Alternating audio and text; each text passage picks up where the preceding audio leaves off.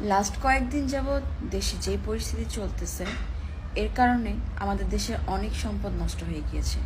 এই যেমন ধরেন না, metro station, foot over bridge, এছাড়াও আরও অনেক কিছু। আপনি কি ভাবছেন এই যে দেশের এই সম্পদগুলো নষ্ট হয়েছে, এটার যে ভরপাই এগুলো কারা করবে? আর এগুলো কাদের সম্পদ? অবশ্যই এগুলো আমাদের সম্পদ। কেন আমাদের সম্পদ নয়? এই মেট্রো স্টেশন এখন এই দুর্গতির কারণে আমাদের যেখানে সময় লাগতো যাতায়াত করতে মাত্র 15 মিনিট, সেই জায়গায় এখন জ্যামের কারণে 2 থেকে আড়াই ঘন্টা সময় লেগে যাচ্ছে। তাহলে এতে আমাদের সময় নষ্ট হচ্ছে। ক্ষতি কাদের হচ্ছে? আমাদের হচ্ছে, সাধারণ জনগণের হচ্ছে।